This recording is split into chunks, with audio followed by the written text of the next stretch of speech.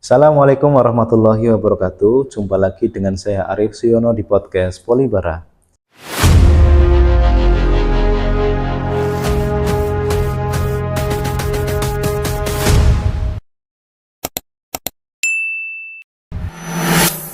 Kali ini saya kedatangan bintang tamu spesial karena yang bersangkutan adalah alumni dari Politeknik Banjarnegara dan sekarang menjadi abdi negara.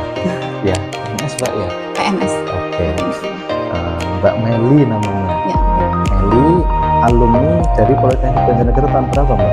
Alumni 2011. 2011. Iya. Alumni 2011. Artinya setelah lulus nggak langsung jadi PNS ya?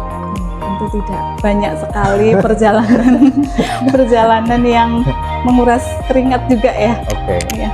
Coba deh Pasti. cerita sama kita. Artinya itu kan ada prosesnya. Betul. Coba sobat Polibara atau inspirasi ini kasih tahu bahwa hidup itu setelah berjuang dia belajar di kampus, setelah lulus juga harus berjuang juga kayak gitu ya. Perjuangannya lebih besar. Lebih besar. Lebih besar. Lebih besar. Oke. Setelah lulus panjenengan kemana? Jadi lulus 2011 saya bekerja ya di Puskesmas Banjarmangu 1. Itu Langsung diberi kurs ya. sebenarnya kita lebih kayak mengabdi, membantu lah seperti itu. Betul, membantu. Karena fresh graduate lah ya Iya, bahasanya. betul. Kita tidak mau dong sebagai alumni kebidanan, kita basicnya skill. Kita nganggur itu jangan, karena nanti lupa. Skill itu kan harus diasah terus. Oke, artinya Gitu. perlu praktek walaupun dimanapun kayak Iya, gitu ya. iya. Untuk pelayanan, Iya, penanganan, meskipun gitu mohon maaf ini kita benar-benar mengabdi. ya. Ya, tidak ada misal seperti gajian dan lain-lain, tidak, sama sekali tidak. Ya, itu saya laksanakan, saya lakukan itu demi mengasah skill. Aku yakin ngomong mengabdi nggak ada bayaran, nggak ada gitu. Betul. Loh, mindsetnya di luar itu orang kesehatan, Iya. Jadi ya, orang mahal itu. iya. Jadi kita memang kalau bekerja itu yang diharapkan kan memang ada gaji seperti itu. Tapi kita sebagai fresh graduate ya mungkin kita tidak bisa berekspektasi terlalu tinggi ya. Jadi kita tetap melaksanakan apa yang bisa kita laksanakan dulu. Kita jangan berekspektasi tinggi dulu. Kita laksanakan apa yang di depan mata. Yang penting kita skillnya bisa terasah terus, tidak lupa karena kita kan bidan. Ya harus selalu melaksanakan ilmu kita. Itu 1,5 tahun. 1,5 tahun Puskesmas di Banjarmangu Puskesmas Banjarmangu. sampai pertengahan 2013. 3 bulan. Mau lagi ya begitu.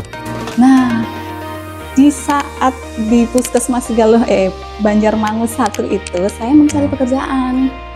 Tidak diem aja gitu, sambil kita Artinya mencari, tidak sambil kita praktis mencari, itu ya, terus ya gitu ya. mencari yang mungkin seperti yang kita inginkan. Nah, alhamdulillah waktu itu sebelum selesai di Banjarmangu 1, saya juga daftar di Rumah Sakit Karyadi Semarang.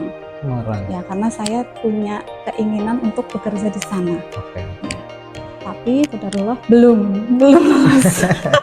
Ya itu perjuangan satu perjuangan loh ya. Menyerah ya. Nah, satu perjuangan yang saya ceritakan, banyak perjuangan lain yang saya mungkin ditolak, tidak bisa dan lain sebagainya. Nah, alhamdulillah mungkin rezekinya saya daftar di RSUD Banjar. RSUD Banjarnegara. Nah, dari pertengahan 2013. Tapi posisi masih bekerja di puskesmas itu. Masih dari 2013 sampai 2021 saya di RSUD Banjar. Berarti sampai menjadi bahasanya abdi negara ya. PNS itu abdi negara nggak sih? Iya, betul. Itu prosesnya berarti sampai dengan RSUD jadi. Nah, di RSUD itu masih statusnya bukan PNS. Belum. Okay. Itu baru kayak tenaga kontrak lah ya. Tapi itu bagian dari proses untuk menuju di sebetulnya. Betul, ya. Tapi itu lebih baik dari yang sebelumnya. Step by step. Seperti itu. Nah, dari 2021 saya daftar ke PNS dan daftar PNS-nya nggak cuma 2021 toh. Jadi sebelumnya juga udah daftar loh ya. Itu nggak saya ceritakan. Jadi totalnya 4 kali. Oke. Saya ikut. Berarti diamati bener ya. Pertama, kedua. Kok belum nyerah sih? Mungkin ketiga aja orang sudah Aduh, udah 3 Tidak. kali apa yang keempat ya? Tidak ada kata menyerah. Karena yang membuat kita lolos mungkin bukan karena kita pintar, tapi karena kita ikhtiar sama Allah. Oke, karena mungkin belum nyerah yang pertama, kedua Gusti melihat lagi, ketiga ini masih tahan mental gitu. Iya betul. Jadi 2021. Yang keempat baru ke bawah berarti ya. Tahun Oke, 2022 menempatkan di tempat baru. Nah, akhirnya ditempatkan di Sidalosa. Oke, berarti di Puskesmas Sidalo itu adalah penempatan setelah menjadi PNS itu di bidang kesehatan. Kerjanya nggak sih? Kerjanya kalau saya kan bidan ya pasti melaksanakan pelayanan kesehatan ibu. Oke. Apa semua konsultasi, apa semua proses kelahiran, apa yang berhubungan dengan ibu? Jadi kalau pelaksanaan pemeriksaan kesehatan pada ibu itu tidak cuma melahirkan saja. Ada prosesnya dulu. Dari apa proses dulu? kehamilan. Prosesnya. Ya, dari proses kehamilan dulu, kemudian persalinan, kemudian masa nifas. Sampai nifasnya itu. Sampai nifas. Namun sebenarnya ilmu yang kita dapat di kuliah itu tidak cuma tentang ibu hamil saja. Dari sebelum hamil juga kita sudah mengelola kesehatan remaja. Kalau sampai nifas berarti belajar agama juga harusnya ya? Kalau nifas kita belajarnya KB. Iya, KB. Itu poin penting di masa nifas. Iya. Betul. Oke. Agama udah pasti. Artinya kan ada sinkronisasi ya, dengan itu. Nah, ada nggak sih hal yang paling penting dalam pelayanan itu, kayak gitu, yang menjadi kunci dan menentukan penanganan yang berikutnya? Tentunya ketika kita melaksanakan pelayanan kepada ibu hamil, langkah pertama yang kita lakukan adalah menganalisa atau tanya pasiennya, mulai dari namanya, alamatnya, identitas ya, kemudian usianya, tanggal lahir, kemudian suami dan seterusnya. Kemudian sebentar, berarti sebetulnya kalau orang mau melahirkan itu kan sudah ada prosesnya ya, artinya sudah periksa, sudah sesuai dengan anjuran dan arahan gitu. Artinya sebenarnya mau melahirkan pun karena sudah screen berarti 2 bulan sekali atau sebulan sekali mungkin udah ketemu ya, nggak langsung diujuk orang mau melahirkan baru tahu gitu. Kemungkinan bisa jadi memang baru pernah ketemu juga. Iya. Berarti banyak orang tidak merencanakan kelahirannya ya? Bukan, karena kita kan bekerja itu kan kalau di puskesmas itu kan tidak satu pasien itu nanti ketemu kita terus, tidak. Oh betul. Ya. Oh iya. Saya ngerti. Ya betul. Jadi meskipun dia sudah berkali-kali periksa, kita tetap ketemunya nggak mesti panjenengan berarti ya. Betul. Langkah pertama kita harus tetap mengkaji data subjektifnya. Tetap anamnesa lagi berarti. Oke. Setelah dilakukan itu bagaimana Pak? Kalau sudah anamnesa, tadi data pribadi ya, nama, umur dan lain sebagainya, kemudian ke riwayat kesehatan. Itu sangat penting untuk kita melaksanakan tindakan kita, apa yang harus kita lakukan. Dan itu masih bagian anamnesa ya, hanya riwayatnya, pernah sakit apa misalkan gitu ya. Betul. Dan saya harap kalau pasien itu harus jujur di situ. Harus jujur. Kunci ya. Oke. Pernah nggak ada pasien berbelit-belit begitu terus dia nggak jujur, sakit ngomong nggak sakit, padahal kita mau nolong dia begitu? Pernah nggak nemuin gitu? Pernah. Tapi sebenarnya kamu tahu nggak kalau itu ngomong tapi bohong ya gitu? Iya, tahu. Apa yang kamu lakukan? Terus mengkaji. Kita menenangkan pasien. Mungkin pasien juga panik ya, mau jujur juga takut. Jadi kita kuncinya terus mengkaji, kita menenangkan pasien, kita meyakinkan pasien. Sampai dia ngomong? Sampai dia ngomong? Iya. Iya, karena itu penting. Jadi nggak bisa ada. Jadi nggak bisa. Artinya kalaupun dia nggak ngomong, kamu sebenarnya mengerti, langsung tindakan gitu nggak bisa berarti ya? Harus dia ngomong dulu, apa adanya gitu, baru kita tolong gitu. Iya. Jadi kebanyakan memang bidan itu menjadi, selain menjadi tenaga kesehatan juga biasanya menjadi psikolog. Karena pasien itu ketika sudah ketemu kita, jadi pasien merasa mungkin nyaman, jadi akhirnya care sama kita. Ya, karena kita kan mengkaji pasien. Nah, itu tadi harus jujur dan lain sebagainya kan, jadi kita tahu ceritanya sebenarnya gitu kan dari pasien tersebut. Biasanya pasien langsung care ke kita. Ya. Berarti memang anamnesa ini menjadi sangat penting. Iya, betul. Akan menentukan sampai keselamatan pasien itu sendiri. Iya, betul. Sebetulnya kalau kayak panjenengan sebagai tenaga kesehatan ketika menolong orang berarti kan masuk ke dunianya orang itu kan, dengan anamnesa otomatis kan menyatukan frekuensi menjadi masuk sehingga kamu bisa membantu dia kan, kayak gitu kan. Ya. Dan kamu itu melakukan itu dengan berbagai karakter orang, bentuk tubuh orang, keadaan riwayat penyakit orang itu kan, dan harus bisa semua. Luar biasa kan? Kita bisa milih pasien, aku mau yang kayak gini aja nggak bisa ya. Oke, luar biasa, itu luar biasa. Ya. Luar biasa. Nah, tapi harapan kamu sebagai tenaga medis itu artinya gini, setiap perempuan itu diciptakan memang untuk punya anak, artinya dia akan mengalami proses kehamilan gitu. Ada nggak sesuatu yang bisa kamu sampaikan khususnya untuk ibu yang lagi punya rencana untuk hamil atau lagi hamil gitu, harusnya itu bagaimana? Sebenarnya kamu sebagai tenaga medis itu harapannya seperti apa dia dalam merencanakan itu? Untuk merencanakan kehamilan tentunya kita harus paham kondisi psikis kita, itu yang pertama ya, karena dewasa itu juga menentukan, umur juga menentukan, jadi kita harus paham ya. Jadi ada yang namanya 4T, istilah 4T di kebidanan. Apa itu? Ya, 4T itu yang pertama itu terlalu muda, yang kedua terlalu tua, yang ketiga terlalu dekat. Dekat di sini maksudnya jarak persalinan satu ke yang dua gitu ya. Itu nggak jadi juga itu. Nah, kemudian yang keempat terlalu banyak. Nah, harus memperhatikan ini. Saya sebagai tenaga kesehatan ketika sebentar Mbak, terlalu muda, terlalu tua, terlalu dekat, itu yang dimaksud jarak persalinan. Dan ya, terlalu banyak. Ya. Idealnya bagaimana? Nah, kalau ada ini yang datang misalnya pasangan mau menikah, katakanlah seperti itu, saya harus mengenai tadi, ya kan, umurnya berapa, usianya berapa. Kalau orang sudah hamil, melahirkan itu, ada nggak sih program dari tenaga kesehatan penyuluhan 4T ini ke para ibu? Iya jelas gitu ada. Kita kan, saya kan di puskesmas ya, puskesmas itu kan sebagai promosi kesehatan juga, preventif, promotif itu kan tugas puskesmas ya. Yang jelas kita ada penyuluhan ya, terutama tentang KB. Untuk melaksanakan 4 itu adalah KB. Orang setelah nikah, ya. Apa di posisi mana maksudnya? Nah, jadi kembali lagi tadi pada pasangan misalnya sekolah kan jelas ya, umur sekian pasti dia sekolah ya. Di SMP kan jelas ya. Bagaimana posisinya ini loh? Nah, ini kembali ke tadi ya, ada pasangan nih datang, saya tanya dulu umurnya berapa Mbak?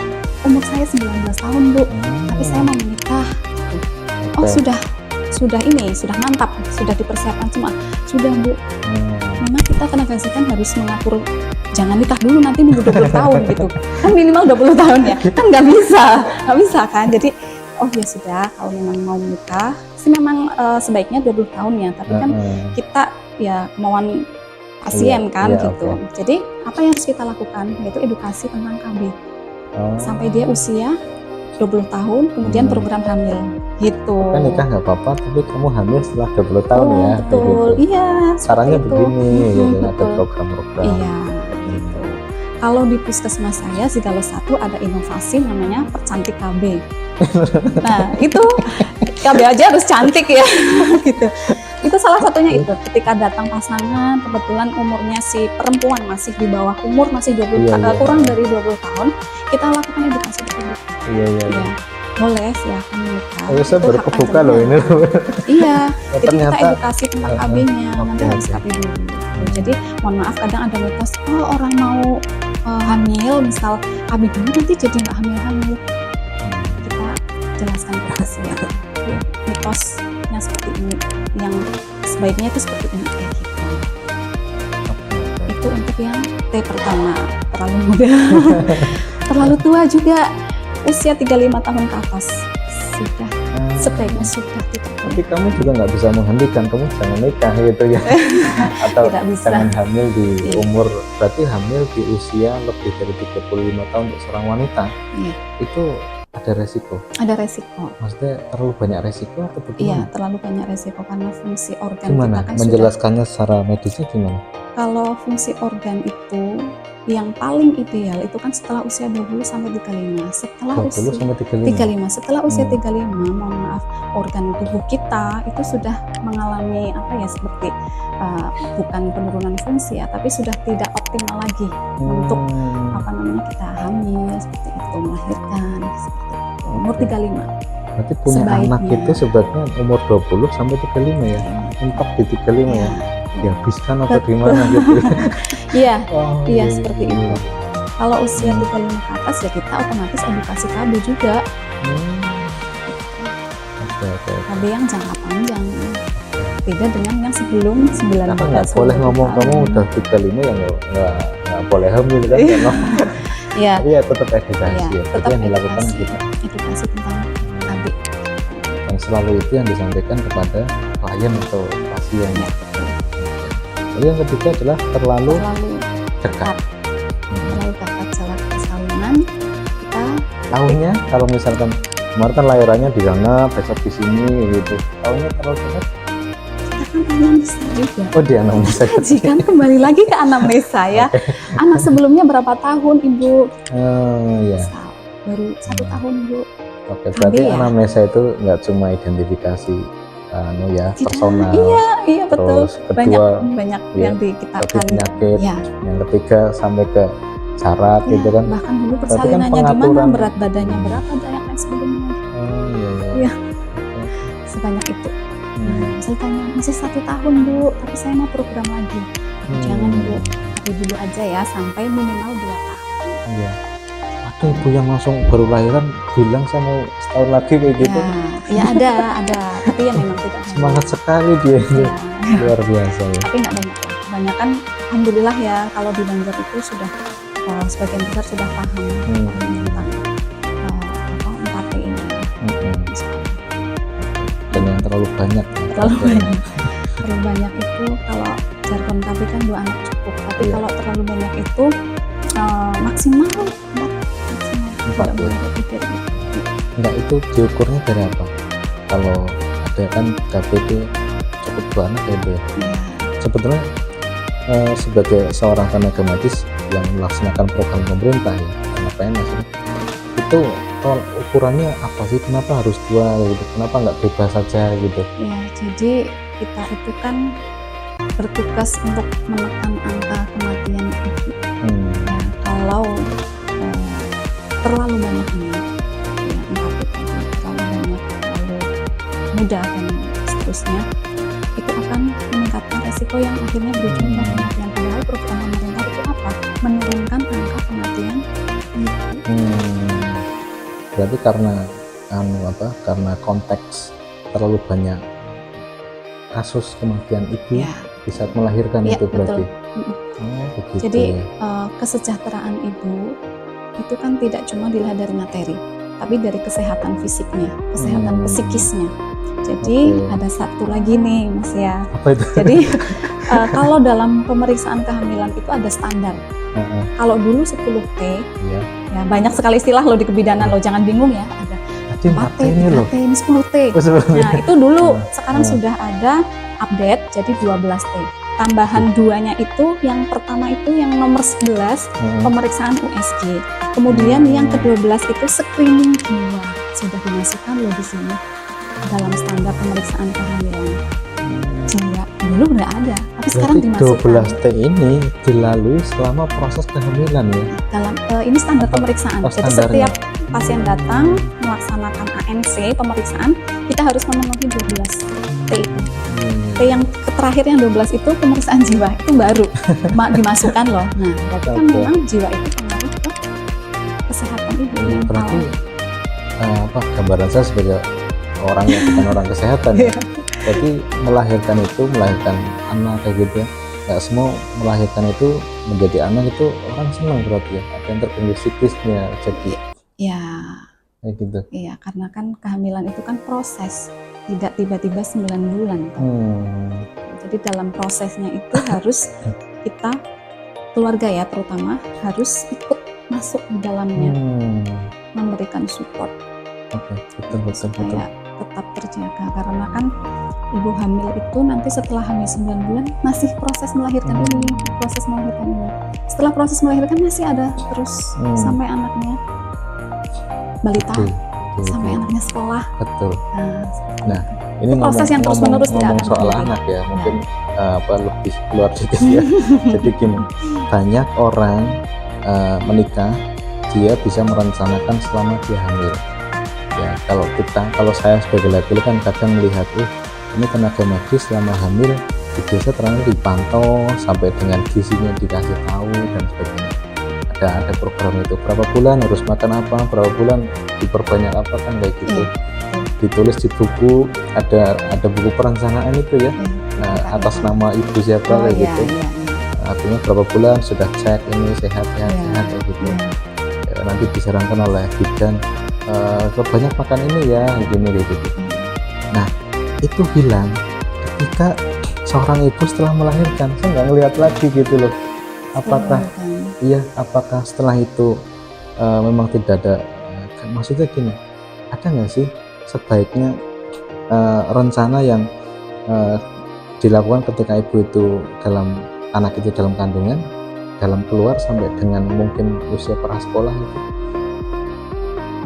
berkelanjutan. Iya, berkelanjutan. Itu berkelanjutan. Karena berkelanjutan. Tidak akan stop. Satu siklus hidup manusia itu ada. Setelah melahirkan, tenaga medis ini masuk lagi? Masih berarti? Masih. Di posisi seperti apa? Kami melakukan kunjungan rumah pada ibu setelah melahirkan. Iya. Ya, kunjungan rumah. Nanti diperiksa pasiennya. Dan pasien tersebut juga kita jadwal untuk melaksanakan pemeriksaan yang harus dilakukan. Makanya ini saya selalu pesan ini kepada ibu hamil saya ya, terutama karena saya juga di wilayah. Jadi pemeriksaan setelah melahirkan itu ada 4 kali. Ya, 4 kali untuk pemeriksaan ibu dan bayi. Itu kita jadwal 0 sampai 48 jam, 62 hari sampai dengan 7 hari, dan seterusnya sampai dengan 42 hari. By name.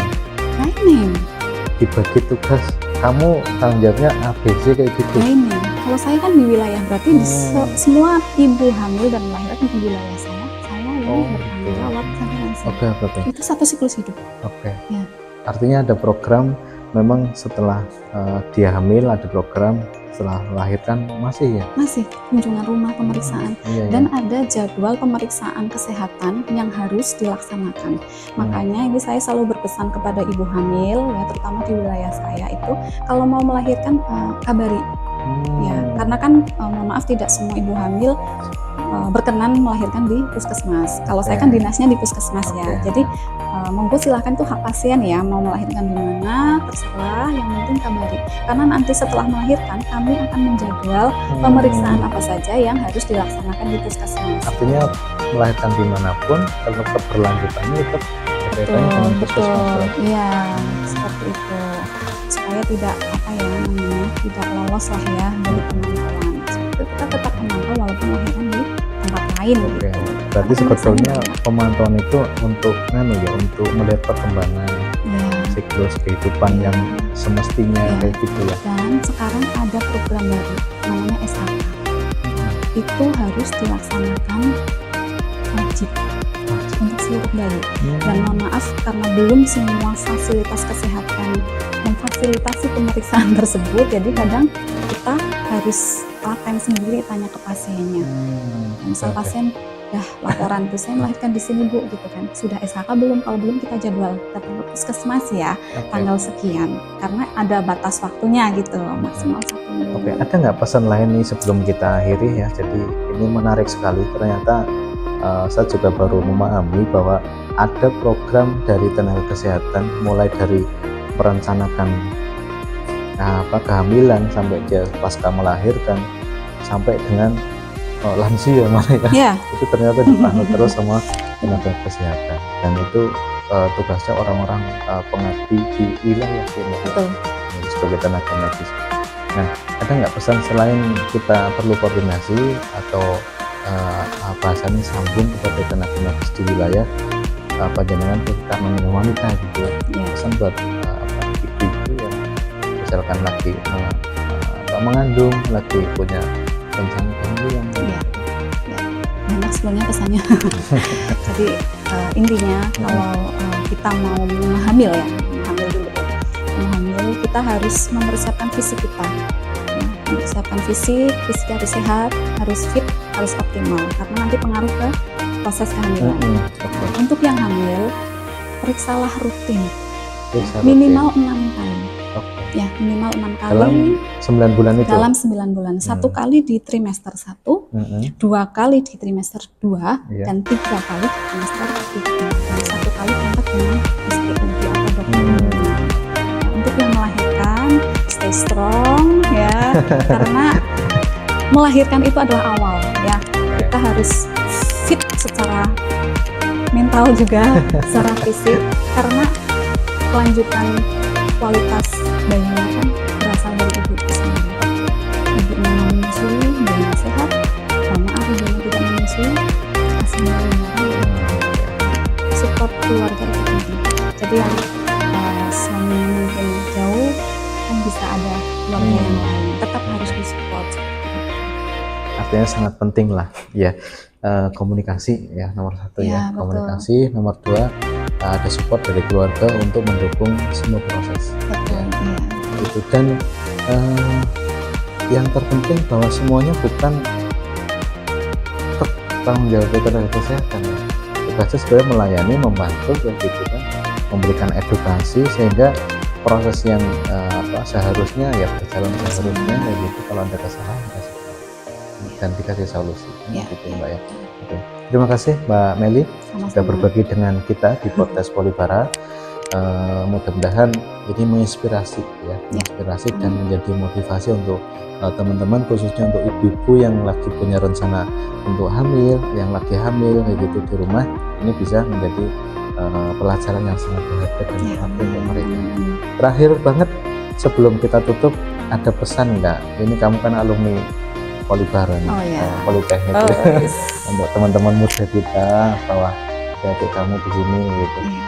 Pesannya semangat terus ya, kita selalu berdoa kepada Allah, itu intinya.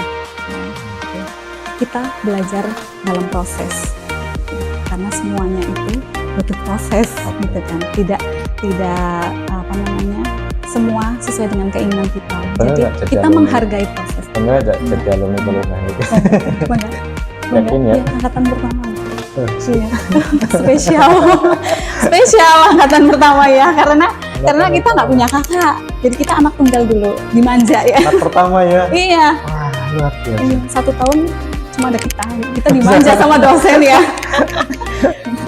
kita aja gitu kan, cuma ada kita gitu. Seneng lah, alhamdulillah. Teman-teman banyak yang itu PNS kok. Luar biasa. Oke, ini untuk teman-teman yang di Politeknik Banjarnegara, ini adalah salah satu alumni dan punya kebanggaan pernah menempuh pendidikan di Politeknik Banjarnegara. Jangan lupakan bagian proses suksesnya beliau adalah lewat Politeknik Banjarnegara. Oke, terima kasih Mbak Meli. Ya, sama-sama. Sampai di sini, sampai jumpa di mungkin podcast kita yang selanjutnya. Saya akhiri, assalamualaikum warahmatullahi wabarakatuh. Waalaikumsalam warahmatullahi wabarakatuh.